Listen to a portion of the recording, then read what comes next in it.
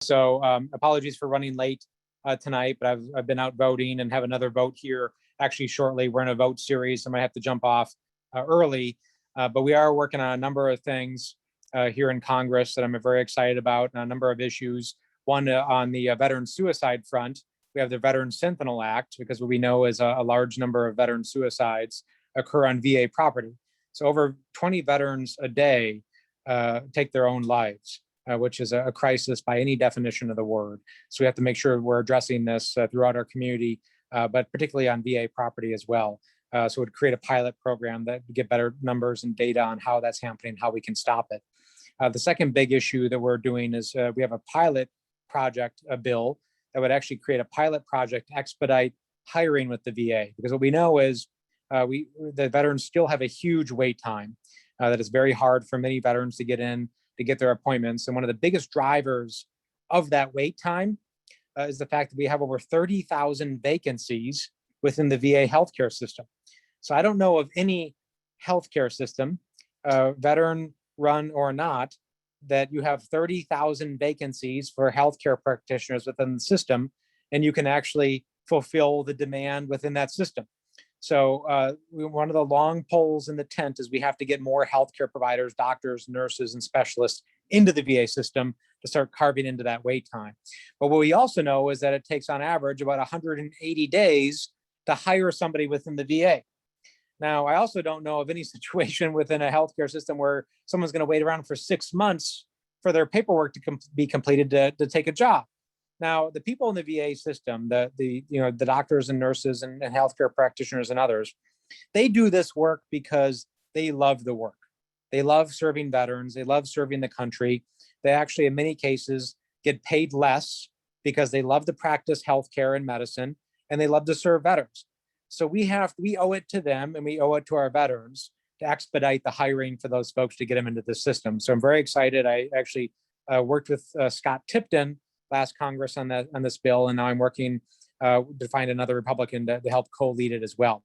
So those are just two of several bills that I'm working on in the veteran space that I'm particularly excited about. And David, I know that you are really leading the way, and you have a full complement of bills that you're introducing or planning to introduce to address issues at the state level, because even when we have inaction and don't get things done at the federal level, there's so much being done at the state level, and we are getting things done and serving veterans, and I appreciate that leadership as well. So thank you again for the opportunity to join you, and look forward to working with all of you on those issues. And of course, I am honored to be a VFW Post 1 member and always will be.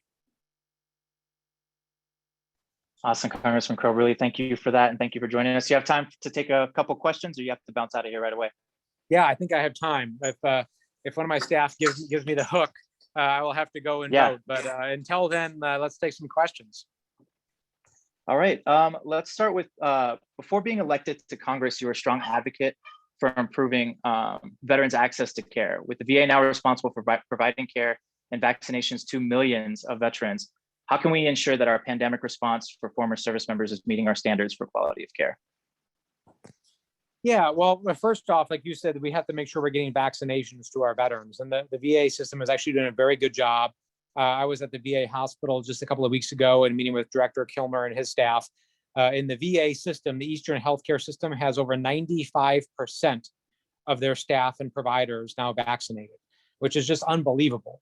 It's a very high number for any organization, let alone a healthcare organization right now. So they're getting their staff vaccinated to ensure continuity of care, because they have to make sure that their staff are not getting sick or not having to be quarantined to provide that care, and obviously extending that to veterans. So with the American Rescue Plan that we voted on last week, the $1.9 trillion plan, a large part of that plan is about getting shots in arms, as we say.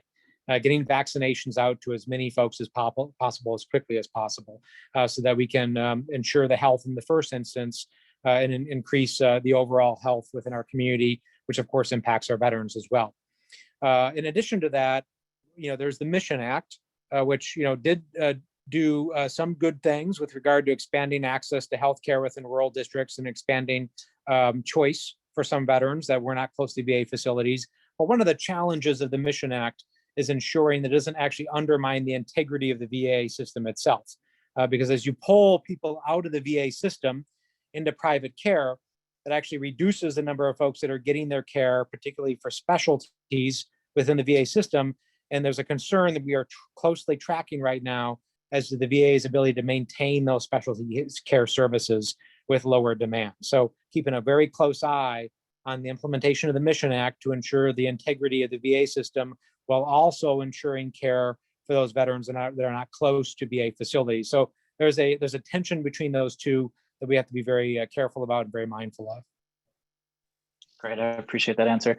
Since a lot of the bills I'm working on have to focus on veterans in transition, the next question is going to address that. And just to give a little context, as I'm doing research for some of the work that I'm doing, they're like, yeah, you can get stats from the Department of Labor, you can get information from the VA or from the DoD, but there's very little information that digs deep into specific demographics of veterans because we're such a small portion of the population. So my mind is always like, oh, great, I'm the one that's trailblazing here. This is going to be fun. Let's do it. But how can we aid our veterans and military families as they work to transition from the military and or combat roles to civilian life? And what do you see as the biggest roadblocks veterans might be facing in transition? Well, the biggest roadblock is a structural one, and that is we don't treat people as veterans until the day they take off their boots. And then they apply to get into the veteran system, and it takes 9 months, 18 months to get into that system. So that gap in care and that transition from service member to veteran in that 9 to 18 months is when we lose a lot of folks. A lot of people fall between the cracks. They become unemployed, homeless, substance abuse, and others. The military for a long time has taken the view that, oh, our job is to fight and win wars and to run the military. It's not to prepare people for transition. My response to the leadership of the military is, well, does every private become a general? No. I mean, you have a force, predominantly folks who go in to serve for a set number of years, and they go back into the civilian world. They go back into our country and they, join the workforce and become civilians. That's the structure of our force, right? It's a pyramid structure. So not everybody stays for their entire life. So we have to recognize that, and we actually have to back up that transition time from the time they take off their boots to a year or so from when we know they're going to leave, and we start preparing them for that transition. That's job training, resume, interview skills, vocational technical training, making that transition very seamless so that it doesn't just start when you take your boots off. It starts before, when you know you're going to make the transition, and that transition is very seamless from military into civilian life. That is the ideal vision for transition in my view. Of course, there are many challenges to making that happen, both within the VA system and the military system. But we owe it to our veterans and to our country to make sure we're breaking those silos down to make sure that's as seamless as possible. Great, I appreciate that answer. And let's make it a conversation now too, because one of the things I constantly reflect on is the fact that since we've become an all-voluntary force, like we know we become more deadly and more efficient. It's been a good thing because with the draft boards, we understand that people of wealth and privilege were able to get out of the draft and who that really hurt and who that really helped. So I'm really a proponent of keeping an all-volunteer force, but a double-edged sword with that is the fact that the civilian population feels conflicts less and less. It's the truth of it. We haven't had to ration. We haven't had to pay a special tax. And the only people that are really serving are those that volunteer or choose to serve. Is that detrimental to the way we shape and inform and vote on policy in your view? I think there is a big disconnect between national service and military service in the general population. But I don't believe in a draft. I do believe in an all-volunteer force. I think that it increases the quality of the force. And frankly, we don't need a 12 million person army. We just don't. This isn't World War I or World War II. We need a much smaller military. And actually, as technology evolves and as the nature of warfare evolves, it's going to become less manpower intensive as well. So I do believe that we don't have to have that draft, and the all-volunteer force is really important. Now, what we do have to make sure is that all-volunteer force is representative as the country as a whole. Because what's happening is over 70% of new military recruits actually come from military families. And an increasing number of military recruits come from a smaller and smaller number of US counties. So we cannot become a warrior culture, and we can't become a country where the burden of military service and the honor of military service is borne by just a few families in a few places in the country. It has to be widespread. and we have to have a military that represents and looks like the country that it serves. At the same time, I do believe that we are missing this issue of shared national service. That's why I've co-sponsored a number of bills and efforts to increase the pipeline of national service opportunities. And that can look like a lot of things. That can look like AmeriCorps, it can look like a Civilian Conservation Corps, it can look like the Peace Corps, Teach for America. But there is something special about young folks in their formative age from 18 to 25 years old, stepping outside of their comfort zone, rolling up their sleeves, and somebody from Wisconsin going and serving with somebody from Alabama and vice versa, and working together, getting to know each other. It binds the country together. It gives people a shared sense of service and sacrifice. And I think we're really missing that right now. And I think our politics reflect the fact that we're missing that right now. So we have to make sure that we are providing as many opportunities as possible for national service. Outstanding. Well, if you have time for one more, we'll round it out. And if you have any closing remarks, please feel free to give them. But you talked about the Veteran Sentinel Act, you talked about choice, but being careful about draining the VA system, and kind of the hurdles that we face about 180 days before we hire somebody. And this speaks to kind of the work that I did when I was inspecting spinal cord injury units at VAs across the country. One of the VAs is in Palo Alto, for example, and we're having a hard time retaining staff there because we all know that the cost of living in Palo Alto is way more expensive than, say, in Alabama or in Florida, Tampa, for example, the VA that's there.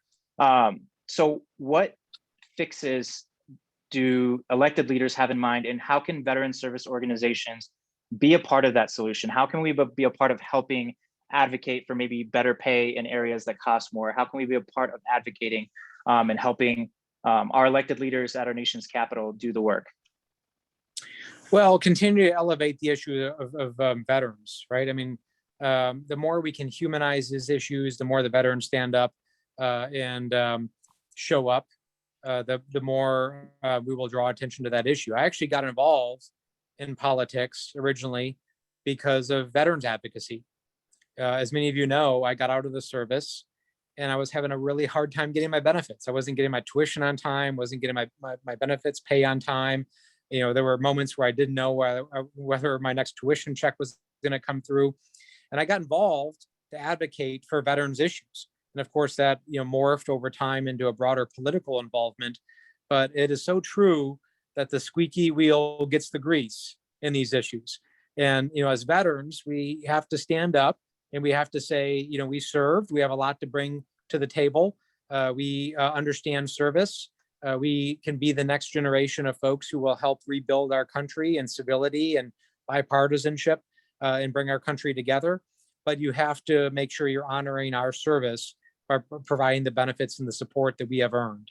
And that's an important message. And there's a lot of folks on this Zoom tonight that do just that. I see people from VFW and other VSOs that have spent many, many years fighting hard and drawing attention to that issue. And I can't thank those folks enough.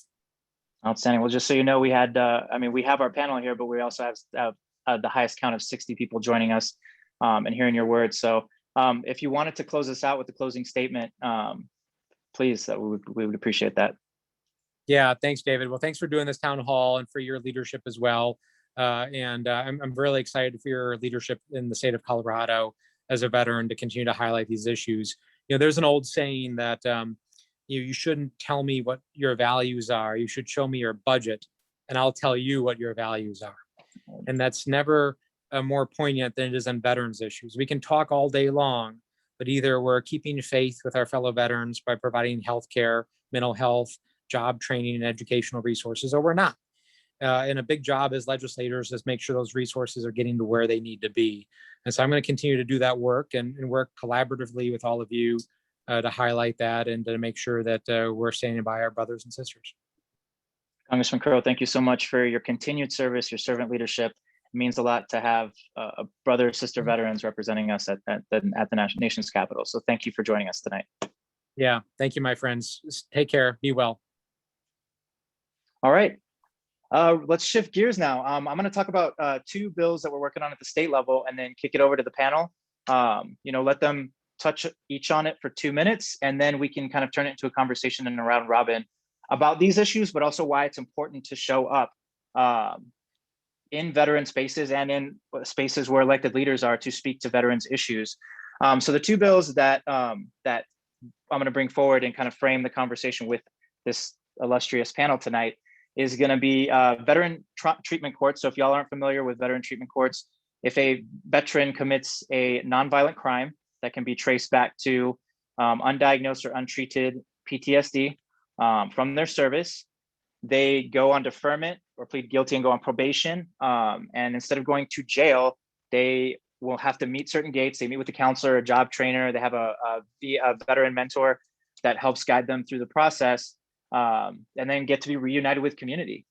Just to frame the conversation, we were cited this year that it costs the state of Colorado $100,000 on average to bring someone through fruition through the criminal justice system, and then to incarcerate an individual costs between $40,000 to $50,000. So just to frame that, it's not only about doing the right thing by our veterans that are doing the most, but it's also about making sure we're integrating people back into community and saving the state money.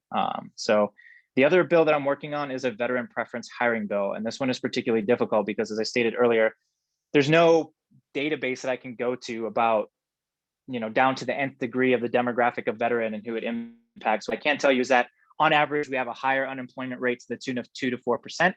What I can tell you that post 9/11 veterans are the ones that have a hardest time with unemployment and with transition. We're in a recession. You see it particularly high, which is, over the summer, we had the equivalent unemployment rate of the Latino community and the community of color. So there's just some issues going on there, and we've alluded them so far tonight.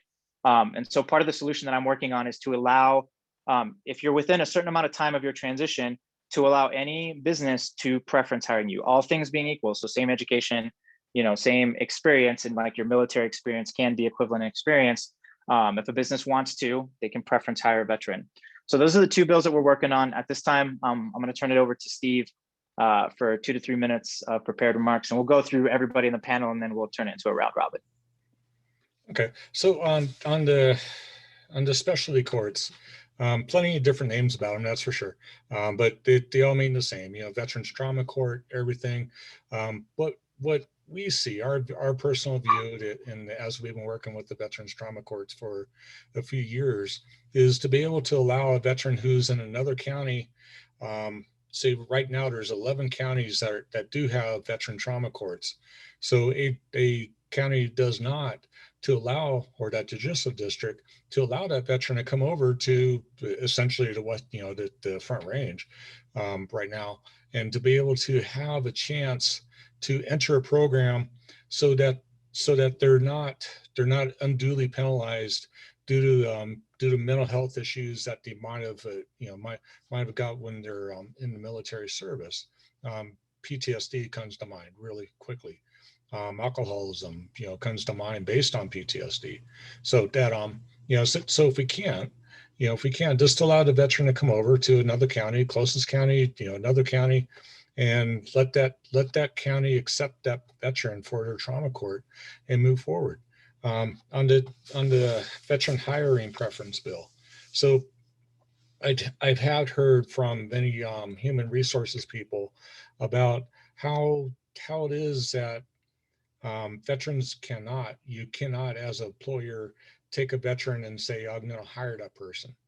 And that what that does is it unduly just removes anything from that the veterans work towards. So what we see personally from this bill is that the ability for that veteran to be, just as Representative Ortiz says, that we can just look at everything else equal and say, if we want to, as a business owner, if we want to hire veterans, then we can with that penalty. Because right now, if I write a position description or a job ad and I say veterans only, I'm going to hire veterans or veteran preference, I'm going to get in trouble. And this allows that that disparity to go away. So we absolutely support these two bills as the VFW here in Colorado. And we do want to see them pass. We do know that there's resistance to the veteran hiring preference. And I'm not, as I said, I'm nonpartisan. I don't really apply our values to other groups, but the veterans, we want to see what's good for veterans. And that's how we, present this. Okay. Outstanding. I appreciate that, Steve. John, you want to follow that up? Yeah, I mean, I can just echo what Steve said. Luckily, David attended one of our monthly post meetings a few months ago when these bills were being put together, and our membership voted to support them as well.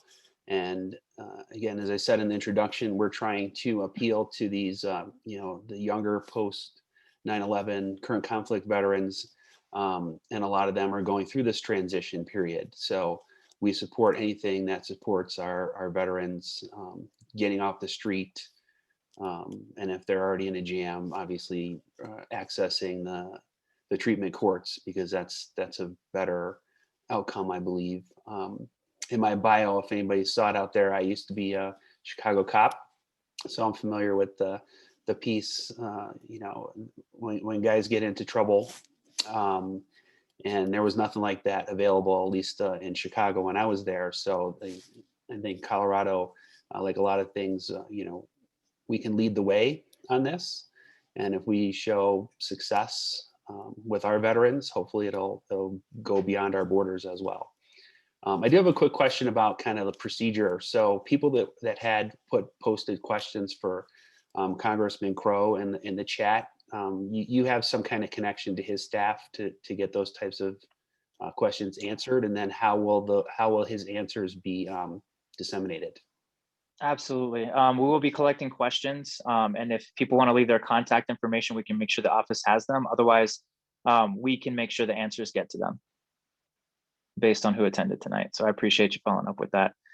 All right. I mean, John, I would like you to take maybe 30 seconds to a minute to talk about, because look, here's the bottom line. I wouldn't be a member of a traditional VSO, what I call a traditional VSO, if it wasn't for Post One. And I think really the magic sauce or the special thing about Post One is the fact that it is program focused. So if you want to talk about, at least in your experience as a member and as a commander, why the program focused model works for Post One and kind of what aspect that speaks to for veterans. Sure. I think I have to start a little bit with a little bit of a history lesson, in that about 15 years ago, Post One was your kind of stereotypical post. We had a canteen, or what people call a bar, and we didn't have a lot of programming, and that was not a very sustainable business model. And the leadership at the time had to sell our building, and we were a post without a home. And then luckily through some innovative leadership, we were able to rebrand ourselves, and we purchased the building on Santa Fe, which is in the Santa Fe Art District. And we didn't want to just kind of recreate a wheel that was broken. And we decided that since we were in the art district, we were going to become an art gallery instead of a bar. And what we did is we actually listened to our members and said, you know, what is it that you want out of a VFW post? You know, we took that opportunity to really recreate ourselves, and we listened to our membership. Excuse me. And you know, it was a member, or several members who were artists who started the art gallery. We had some members that were yoga instructors, and they brought yoga to the post. We have another member who is involved with a program called Healing Warriors Project, and he brought them down to the post as just a pop-up clinic, and it turned into a monthly standing wellness event. So we saw that the way I like to boil it down into a nutshell is veterans that we were coming into contact weren't just looking for a place to hang out and complain. They were looking for help and services, and we're focused on wellness. So that's what our programs kind of all have in common, between the art, the yoga, and the non-narcotic therapies that Healing Warriors Project provide us. And that seemed to just really resonate and just grow. The other thing is, you know, we've had some programs that really didn't take off, but we at least tried them. And I think what we do as a VFW post is we listen to our members and we empower our members. And if somebody has the time, the willingness, and the knowledge to bring a program to the post, we'll let them, we'll give them the platform. And if it succeeds, then that's great. If it doesn't, at least we can say we tried. And members really appreciate being listened to and having their feedback heard. And I think you're a great example, David. When you joined the Post, obviously you're elected official now, but you started out being our legal advocate, kind of like Steve at the state level. And you polled our membership and you got our priorities. And I think you're taking some of the lessons you learned from the Post 1 polls and conversations, and you're turning those into bills now. And hopefully we can see those get passed. Absolutely. And that's a great transition. I mean, that's the magic of Post 1. Just because y'all did allow me to turn a passion into work, and you all gave me an opportunity, and the UVC goes along with that too. You both gave me an opportunity that I wouldn't otherwise had. And I'll be honest, here's a story time is I applied to be an aide at the state capitol when I first got here. And being that I'm in a wheelchair and being that the state capitol was not accessible, I didn't get selected to be an aide. And so, that's kind of at the heart of veteran preference hiring and VTC, is that we come with a lot of experiences, and we in service, at least post 9/11, we made life or death decisions under high stress. We're trusted, or the American people invest thousands to tens of thousands to hundreds of thousands of dollars, depending on your job, into your training. You get trusted with equipment that could, be up in the millions of dollars. And we come out with some strengths and some skills, but whether it's because of stigma or because it's of hiring managers not understanding the potential of how our service translates into being valuable for the company or for different organizations in the civilian world, oftentimes we're not given the opportunity. And that was the magic of the UVC end of VFW Post 1 for me, was it allowed me to pursue my passions and to turn them into, an eventual new mission, purpose, career, which is a good segue or transition to let Dan talk about these two bills. But really, I want you to focus on two, Dan, is talk about what should veterans keep in mind, and how should we organize, and how can we help our advocates and lobbyists when we're trying to fight for issues that we care about. Great. Thank you, Representative Ortiz. And talk a little bit, I'm going to start my story on advocacy with a story. One of my very first bills I worked on, I had a legislator who had committed to be a yes vote to me on this bill. It was a swing vote, and went into committee, which means the bill comes out of committee. I was feeling real good about myself. It was my first real bill. I lobbied really hard. Went into committee, and he ended up being a no vote, and the bill died. And I walked out and I saw the legislator and I said, "What happened? You told me like last night you were a yes vote." He goes, "Dan, I was on the fence about it and I like you, so I was going to vote yes just to get it out of committee. But I heard from 8 of my constituents last night that didn't like the bill." I said, "There's 40,000 people in your district. You only heard from 8 of them." I mean, he said, "Yeah, but that was enough for me to change my vote." And I think I like to lead with that story to show the power of advocacy and talking with your own personal legislators who are swing votes, either on the floor or in committee. There will be people that we could have 1,000 people call and they're not going to change their vote because it's philosophical, it's public policy to them, it's a caucus position. But advocacy is so important with your own legislature. And I know this is preaching to the choir. We have 66 participants and means you're all advocates. But what I would ask everyone to try to become is not only an advocate for veterans, be your own state representatives and state senators' resource for veteran issues, right?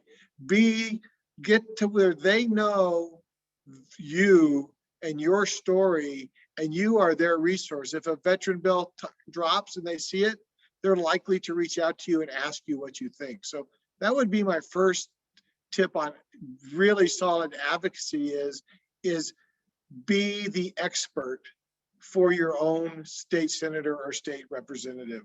The other thing, and I just ran into this, and then from there, you would want to branch out into the committees that hear our bills. You would like to become experts for the people in judiciary, state veteran and military affairs, get to know them so they know you personally and they know your story. And the last piece on that I want to go is they need to know you personally and know your story. But please keep in mind, once they know you're with the VFW or the American Legion, or you represent the UVC, that's who they're always going to see you representing. So you really don't get to represent yourself as much at that point. So you make sure that you're on the same song sheet with your organizations. Otherwise, it creates a divide that, no offense, Representative, legislators can dive through if there's a crack within the organization. So that's one tip. And I just suffered this with another organization the other day, which is why I'm bringing it up, is they went to testify as of themselves, but they'd already testified like 10 times as part of a group. And it was opposed to the position. So I think that's really important. The one thing I've noticed representing the veterans over the last few years is we have such great passion for the issues. And the other thing I would just add to this, and Rep. Ortiz and I have talked about this, is passion doesn't necessarily win the day, but controlled passion does, right? I mean, if we can control and channel our passion into facts and they know how important it is, that wins the day. And I think that that's super important when we get to the Capitol on some of these issues, because a lot of people are dug in. And I think that that's something very important. So what I would say, anybody on this call or anybody in any organization that does not know who their personal state rep or state senator is, please go through Rep. Ortiz or me, reach out to me. I will make sure you know who they are. Because the first step for us to advocate is to make sure we are the expert for our own state reps and state senators. And that's what I say on advocacy.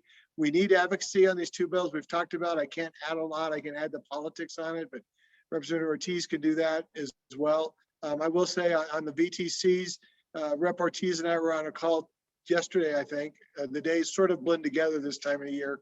And the district attorneys, you could tell they were trying to find a path for us to take care of the veterans.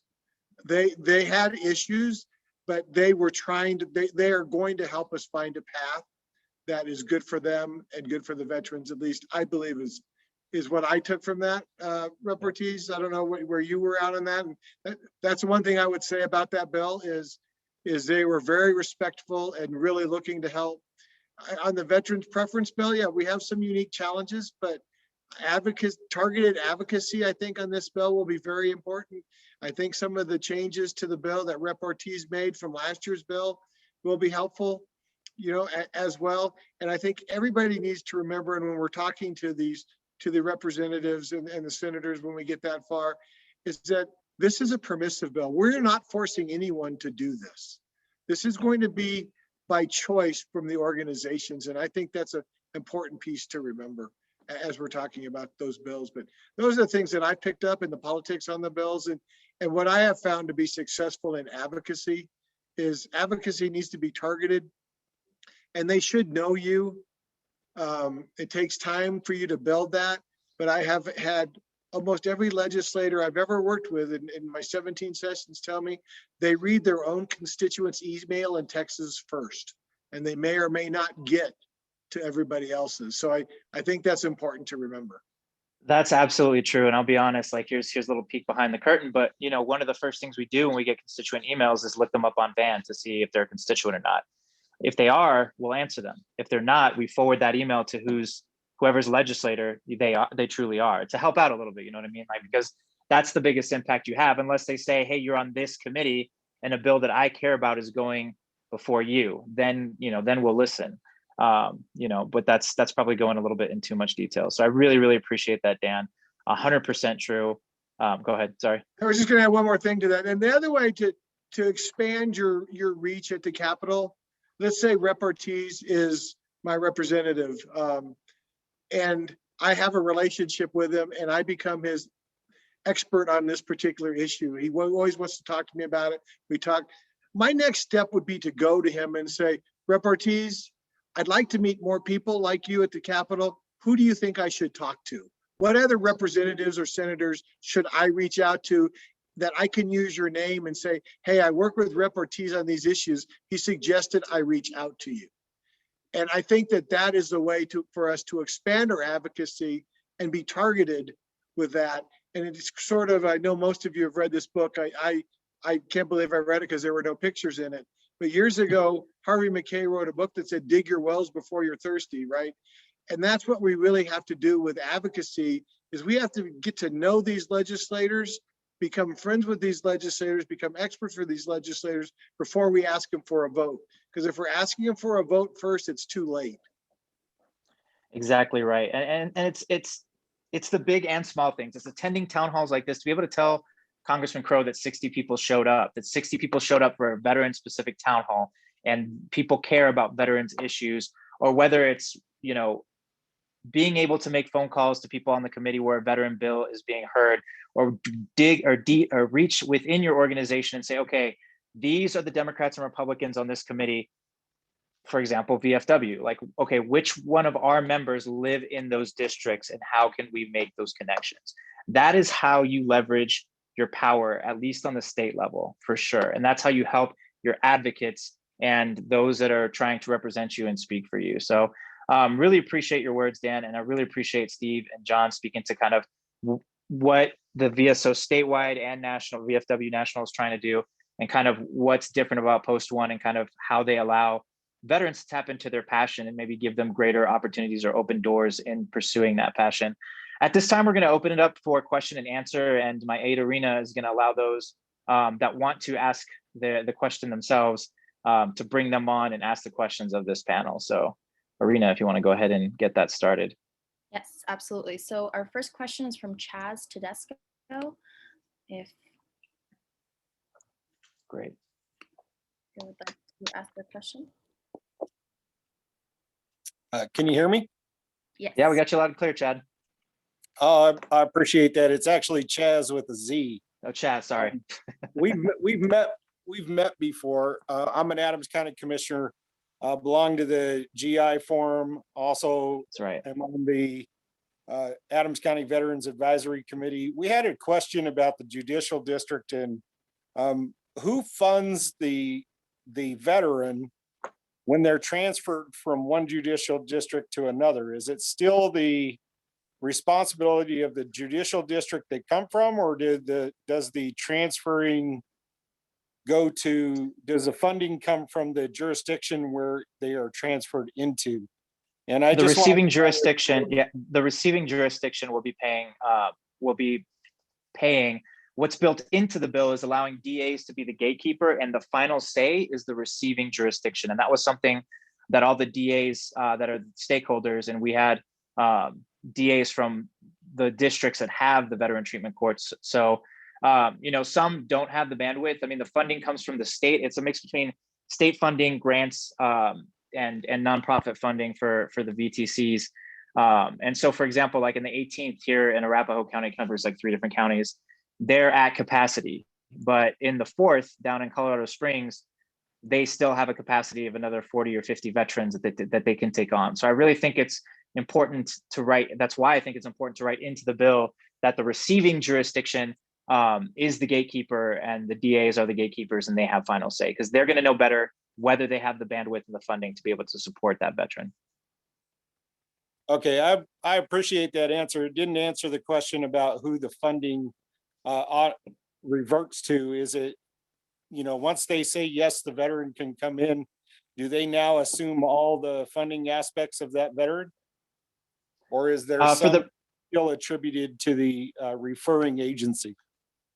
No, once they have identified that they want to be a part of the veteran treatment court, and once the jurisdiction that they're currently in, the DA identifies where they're going to transfer them and gets that started.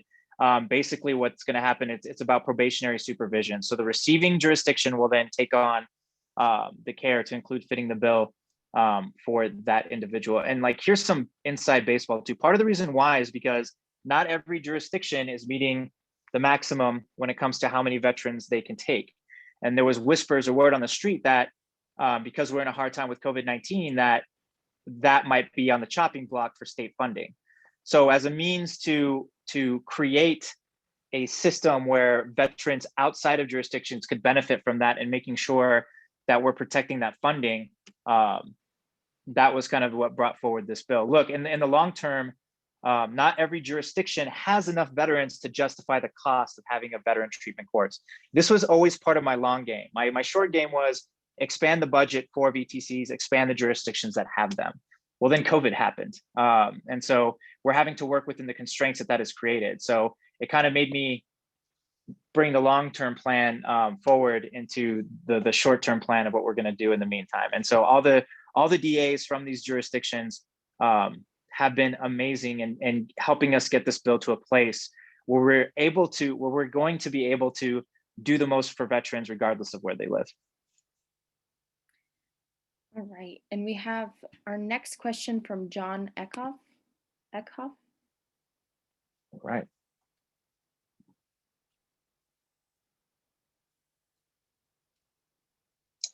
John, we still got you muted, John. Is that better? Yes. Oh, got you loud and clear now. No, I'm sorry about that, guys. And I'm loving the conversation. Thanks for putting this on, Representative Ortiz. And my question was not necessarily in reference to those two bills that you're talking about, but I was going to ask about 1116 that was going through a couple weeks ago. See if that's going to come to the House floor anytime soon. Yes, I will start looking up on my nifty iPad here in front of me and let y'all know when that's going to specifically be heard on the floor. It's got to go to finance first. We have to, and then I think it's finance then appropriates, or just finance then the floor. And we'll know when we get in front of committee. You know, anything that has any type of fiscal note goes in front of one of those two committees. It's not a true fiscal note because the state parks are a revenue-driven service. You know, out of 22 million that they do bring in, this is a 30K to 40K hit. And you were one of the ones that testified in support of this bill. So I want to thank you off the top for being there. So you obviously are a proponent and support this and know why this is important. So let's see. I will get that answer back to you by the end of this town hall, I promise you, and let y'all know when that's going to be heard in front of finance, and then kind of give you a guess on the timeline of when it can be heard on the floor. Thank you, Representative, and thank you, gentlemen. So David, I think I know what that bill is, but when you refer to just numbers, do you mind giving the title for those of us that don't know the numbers off the top of our head? Yeah, that's the 11. Sorry guys, 1116 is the Purple Heart recipient free state park access bill. So we did do with disabled veterans can get free entrance into state parks, but not everybody that receives a Purple Heart ends up disabled. So we wanted to make sure that we're extending that benefit to those that receive the ribbon that nobody, or the award that nobody wants to receive. So that was something that we felt was important. It's moving forward. I mean, it passed unanimously out of the Committee of Military and Veterans Affairs, and because of individuals like John came to testify. So, and that's the power of showing up either virtually or in person with safety measures to testify in support of a bill. So great. Who's next, Arena? We have actually Raul put the link to the bill itself in the chat there if you Great. want to check it out. We have Lisa Smith next. Hello, can you hear me? Yeah, I got you loud and clear, Lisa. All right, hello, welcome. Thanks for doing this. I appreciate it.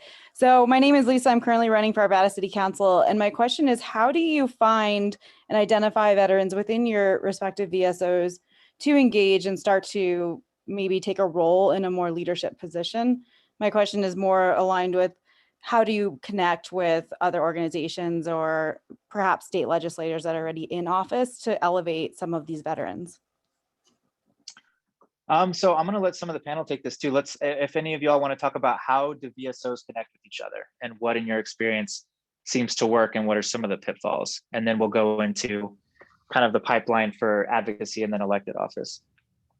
So Lisa, Steve here. So but from my experience is that things that we that all communicate something that we're after, that need help. Matter of fact, that's what I'm going to do at the end of this meeting. I'm going to communicate something for the federal level.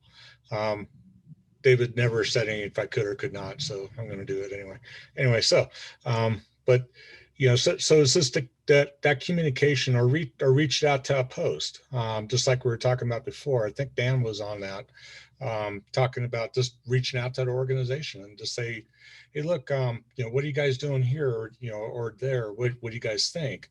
And that, as John was talking earlier, we're talking about doing things that the community wants to do. In other words, so that, what the membership of the organization wants to do. So when you want to come up and do something for the city, I think you said Aurora. I didn't catch the city where you're running on, but that, it as Aurora, is a really great town and everything like that. And that, and that they could use some help from the city council, the veteran of foreign wars post there and American Legion post that's there, on getting some action within the city, say, grants so they could do this or something like that. Gotta hope that answered your question. I'm not, I think I got what your question was asking, but if not, just let us know.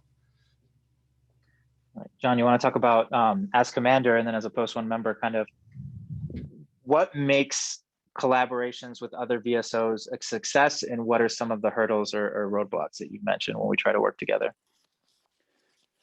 Well, I can, I can just speak for post one. We have a really good relationship with other veteran service organizations. And I think that's mainly because we don't see them as competition. We have a lot of members, myself included. I belong to the American Legion. I belong to Team Red, White, and Blue. We have a lot of Eagles that come to participate in yoga. We have members like Rob Bingham who've started their own veteran not-for-profit, the Colorado Veterans Project. So being non-competitive and just going into it with a mindset of that you want to be collaborative, I think goes a long way. And it's just, again, I think it might be unique to post one, but I think it's actually more of a kind of a Colorado vibe is actually the way I seem to feel it, being just more people they're just more willing to help one another out, as opposed to fighting over dues or fighting over members. Like, this is my member, leave them alone. Just being collaborative, and it spreads. Once you get that, I think once you get the once you get labeled as being cooperative and helpful, people then will seek you out for that help and your support. And again, Team Rubicon, we have a lot of members that do Team Rubicon and go out and help with the disasters and stuff. So it's just having open doors and cooperating. It's the key. I think that's dead on. That spirit and attitude of non-competition and not seeing each other as a threat, because I think there can be a toxic side. This is my opinion now, I'm just speaking for myself, a toxic side to the veteran space sometimes, where you can start getting into that. But that's what I love about the veteran community or the veteran family here in Colorado is I've noticed that, especially post 9/11 veterans, I'm not saying not pre 9/11 veterans, but I feel like part of it is we seek that team and we seek that family and we seek that idea of service, which is why post one kind of spoke the most to me. And I love how we start our meetings, that let's not let petty jealousies and egos get in the way of the work that we're trying to do here. I mean, that's something that we always start every meeting with. I know I messed that up, but something along those lines that's very, very similar, which I appreciate. And as far as Lisa's other part of the question, how do you get involved in lobbying? How do you get involved in maybe taking a leadership role, whether that's on a commission or a committee, not for pay, or whether that's, a city council member, a paid lobbyist eventually, or advocate, or, higher up in office, whether it's county level, state. The only thing I can speak to, and Dan, you can jump in here too and speak to your experiences, find organizations that will allow, either that already have something in line and allow you to volunteer and do that kind of work, or you can find elected leaders that have intern teams. I mean, you see some of my interns right now on this town hall that are doing the work and that have been doing the work. I mean, to the point of we're about to have a COVID-19 pop-up vaccination clinic here in HD 38. So, find either elected leaders or organizations that are going to help you tie into that passion and start volunteering and doing the work for them. for me, I also was a part of a program called Valor Bridge. And the way I like to describe that program is they're kind of like a shortened or intense mini MBA networking program. They teach you how to turn your military experience and what's on your military resume into what's going to speak to civilian hiring managers. They get you in touch with mentors. I mean, you take certain, oh my gosh, it's not Myers-Briggs, it's the Strengths Finders, like these tests that everyone in the civilian world knows, and like that becomes their currency. They kind of do a boot camp or a crash course and help you get set up and ready to get in the civilian workforce. Now that was helpful in step one. For me, it was also programs like, I don't know if and again, everybody, all these VSOs are nonpartisan, but like there are political parties that exist and they have their own mechanisms to try and identify and train possible candidates and elected leaders. So I'm going to speak to the ones that I know, like Emerge, which is dedicated to preparing women to run for office, or LEAD, which was formerly known as BTR, which is a candidate training program that I went through. Because look, running for office is one of the toughest things. I mean, it goes combat, recovery from injury, running for office, in that order of the most difficult things I've done in my life. And if you're not prepared with the right tools, it's even worse. And I really would love to see more veterans run. I don't care what party you're running for. And this speaks to the idea of family that maybe y'all can tout in here too, is I have conservative brothers and sisters that I serve with that I still keep in touch with. And I love to talk to, partly because I love to pick on them and they probably love picking on me, but to be a sounding board. And at the heart of it, like, I trust their servant heart.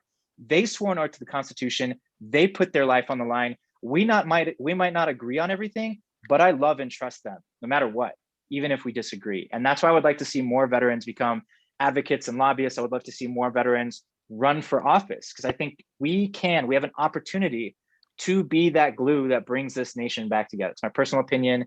Dan, if you want to kind of talk a little bit to how people can get involved in advocating and lobbying and that kind of thing. Yeah, I just want to tie it together. Something that John said that I think is really important. Of course, the UVC, I think I saw that this is 120 VSOs represented. Having good collaboration and communication amongst everybody is probably the most critical thing to advocacy at the state capitol. Because if there's ever a divide, even between two organizations or veterans groups on a bill, that bill's chance of success is very limited, because it will be used to the detriment of the proponents of that bill. So I think having great collaboration and communication amongst everybody is great. But once that collaboration and communication is done, people need to shake hands and move and pull the cord in the same direction for the good of all veterans. I mean, that I think is just critical on all issues down there at the Capitol. And the second thing, to Rep. Ortiz's point too, is the citizen volunteers that come down to advocate on behalf of the veterans, or any group for that matter, are extraordinarily effective, because they're doing it out of passion, out of their goodness of the heart. Look, Rep. Ortiz, they're sick of seeing me, right? I get paid to get down there and bug like these 100 people and make them go, oh shit, here comes Dan.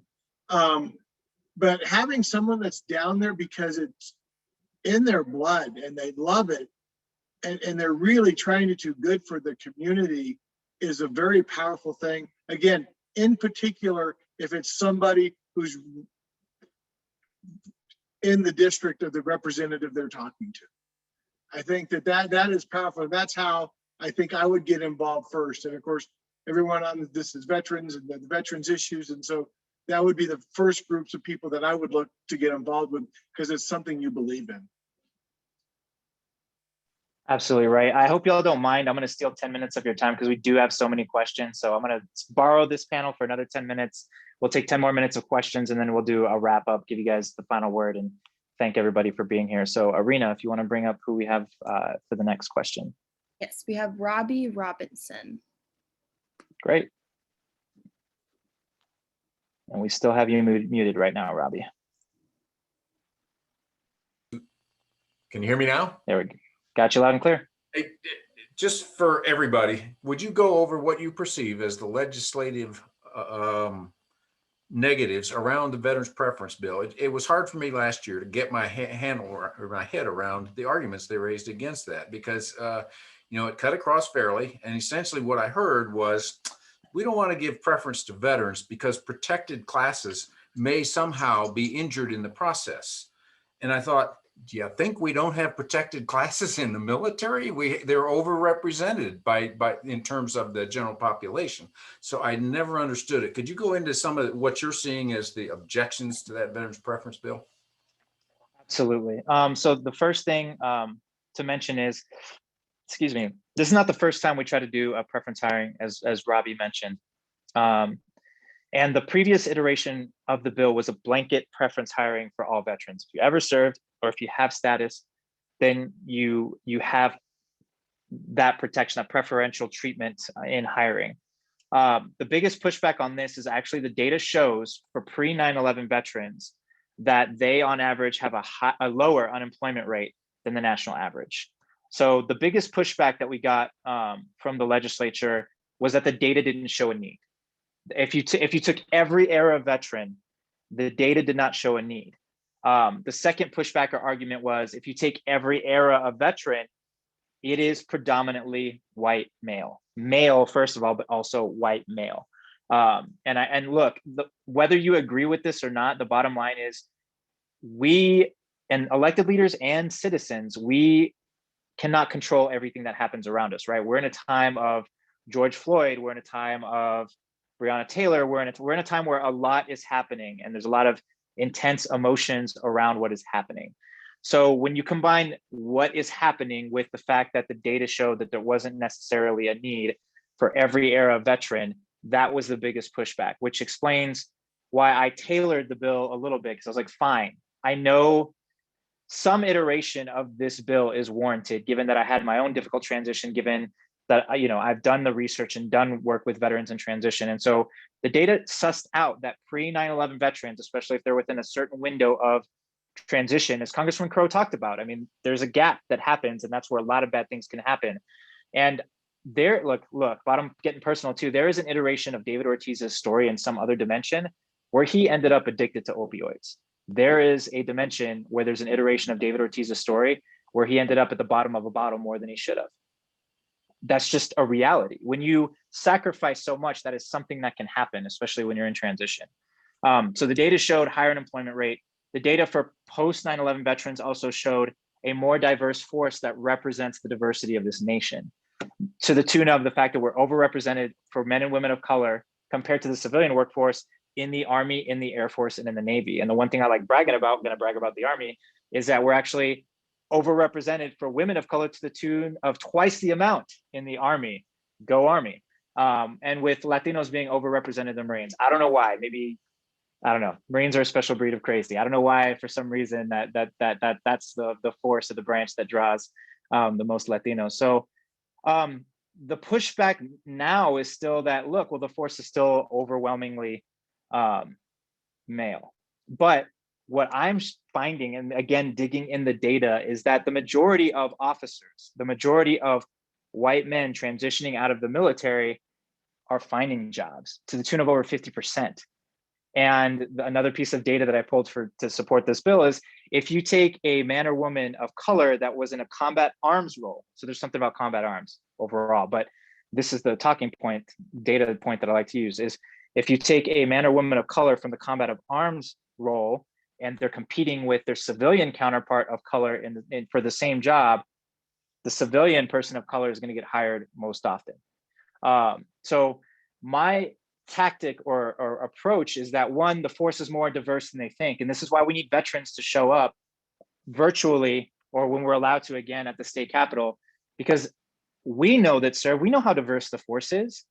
And, women being allowed in combat arms role and removing the transgender service ban, this military fighting force is going to reflect greater and greater numbers, the diversity of this nation. Not only that, but again, this goes back to, you are putting the burden of decades of combat on the less than 1% that choose to serve. And this bill is just trying to secure one of the most critical aspects of transition. And I can speak from personal experience, that is employment. You want to prevent a veteran from going into a VTC or veteran homelessness or addictions to drug and alcohol, help them find a new mission and purpose at a livable wage with benefits. So, that's kind of some of the background of the previous iteration pushback and kind of where we're trying to go now. So we've got 3 minutes left. I want to take more questions. We can talk more offline about that. Okay, I have the next question from Richard Nagley, I believe. Yes. Thank you, Rep. Ortiz. 12 years ago, I was involved in all the local veteran service organizations in rural Colorado. None of them were doing anything for veterans, young or old. Veterans, because they're in rural Colorado, experience inequity. Resources don't exist to those in crisis. How will moving the veteran to the front range change the situation through the vet court program? They likely went to the rural area because they can't live in the corridor. Richard, I really appreciate you asking this question because this was brought up by Representative Luck from the Judiciary Committee. So in a time of COVID, when we're often doing things by video chat, this is going to make the program more accessible for those that live in rural areas. Let's start with that. And I really have to iterate that my goal is to increase the jurisdictions where these do exist, is to find hubs that are close to rural areas that can justify having a VTC so that they're not too far removed from rural areas and the opportunity to still take advantage of this. I am very sensitive to the rural urban divide, even though I represent a suburb district. Look, my dad's side of the family, they were sharecroppers just because of racist laws that existed back, in the 1930s and 40s. And so they could buy their own land once the laws changed and worked as farmers. And on my mom's side of the family, they farm in Mexico and they do livestock in the States. So I have that background. So I am very sensitive to that. So this is all to say we're going to try and depend on technology. There are a lot of VSOs in the Western Slope that are creating hubs where they can do video health and telehealth as like a central location for veterans to go to for that. I would love to see us be able to tap into that when it comes to allowing veterans from rural areas to be able to benefit from VTCs as well. Part of what this bill is going to do is allow jurisdictions to create memorandums of understanding and plan and devise for themselves, depending also on the veteran mentors on what's going to be best. So I don't have the perfect solution, but that's kind of my plan to try and answer to that. So I hope that helps. Okay, and next we have Steve. I have a few, hold on one moment. How many more questions do we have in the queue arena just before? We have about maybe 5 or so, but I can follow up with those folks afterwards. Yeah, let's take one more after Steve and then we'll wrap up. Okay. All right. Steve, you are still muted.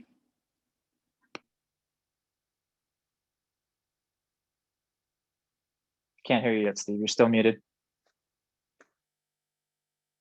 Maybe help them out here.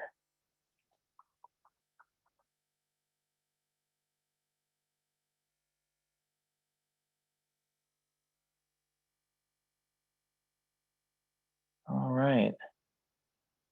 I asked Steve to unmute. We still can't hear him. While he's trying to figure that out, let's bring on the next question. Okay, I got it. Great. Steve Barber. Yep, got you loud and clear. Okay, yeah, I agree with you earlier. Go Army.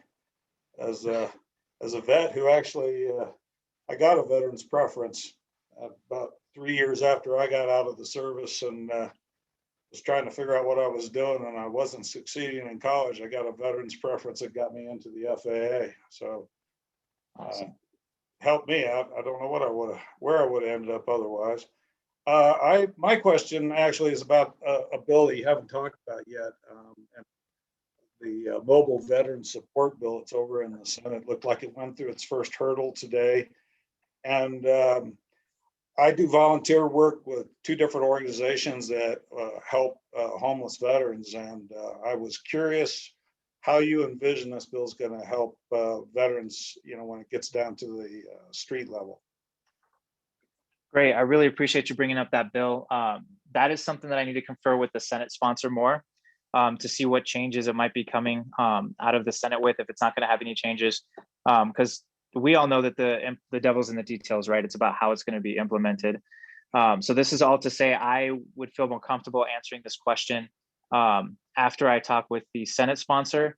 And I would really love for you to be in touch with this office, because I would love to confer with any of the veterans that are in attendance, even if you're not in my district, on what they would like to see on the implementation. And if we have any blind spots, I'm never going to pretend like I have all the answers or can foresee any iteration. So this is kind of what the power of the community is. Is there something in the bill that you're not seeing that you would definitely like to see, or something that we should keep in mind from your experience and the work that you do as it pertains to this bill? Well, no, as far as what I can read in the bill, it's really sort of general. The premise, I get the premise of reaching out to veterans that are out in more rural areas that don't have access to service, but it also mentions bringing that mobile service to the homeless veterans. So that's where I was wondering if there was something when I read the bill itself, and I missed that hearing because I was actually listening over at a different hearing. And so I didn't hear the discussion on it. So that's why I was curious, since you're supporting this bill from the House side, whether or not you had actually sort of been thinking about it on the ground level or not. So. Yeah, if you leave your contact information in the chat, like I said, I'll confer with the bill sponsor, and maybe we could organize a kind of stakeholder meeting to talk about what implementation will look like, or what it needs to look like, or at least what we need to avoid and what we need to make sure happens, Steve. Okay, will do. Yeah, I appreciate that. Thank you, David. Great. Okay, we have Andy Lewis. Oh, it looks like Andy hopped off.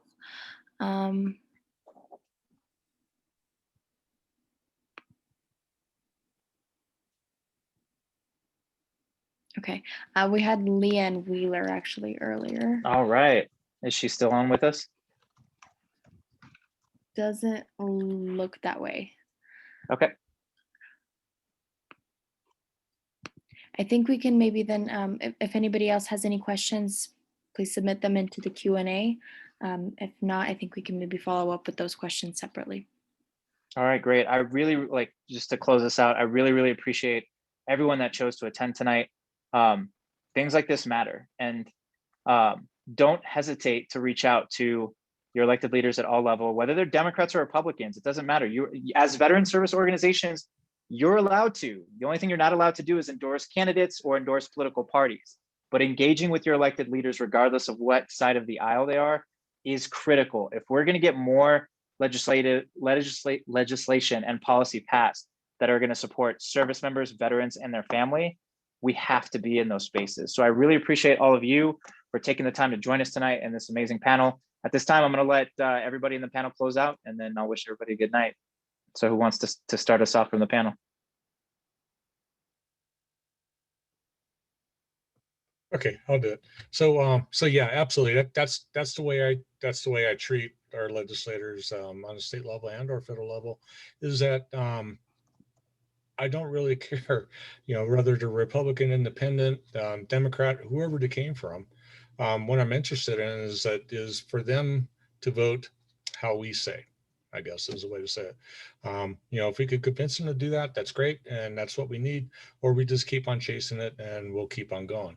For instance, that link I dropped in the chat box over toxic exposure, that covers all veteran areas, Agent Orange, 9/11, the K2, it covers current burn pits, everything. So last year the bill didn't pass, a bill didn't pass that we wanted to pass, but we're chasing again.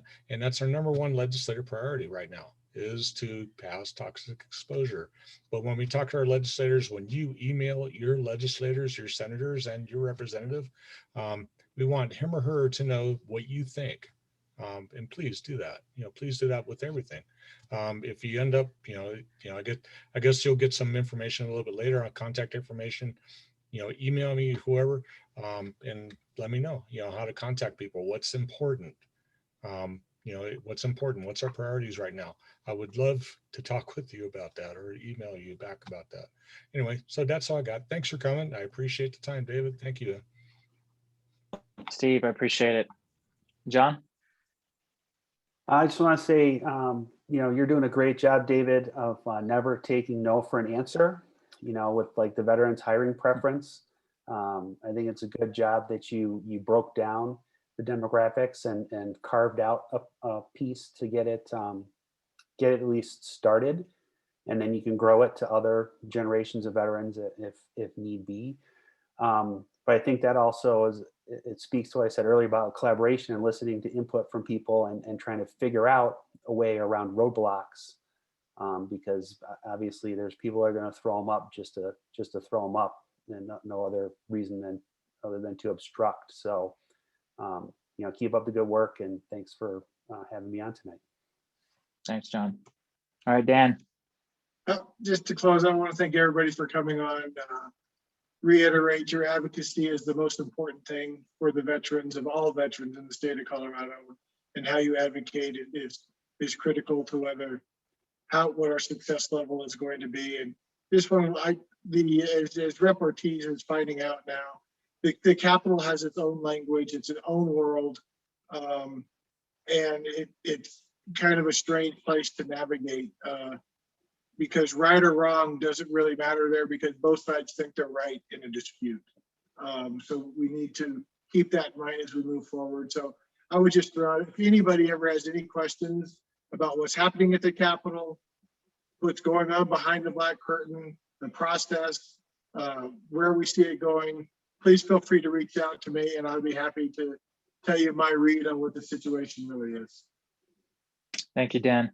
I just want to thank again everybody for being here tonight. I want everybody to keep in mind that the veteran preference hiring bill is going to be going before committee on April 1st. We need you to sign up to testify. We need you to go to the Colorado Legislature website and find out who is on the Military and Veterans Affairs Committee, and make sure they hear from you that this is an important bill and that you're supportive of it. They need to hear from you. Before you get there, and then there's virtual and in-person options, and we are doing things safely. You're required to wear a mask. We're socially distanced while we're testifying.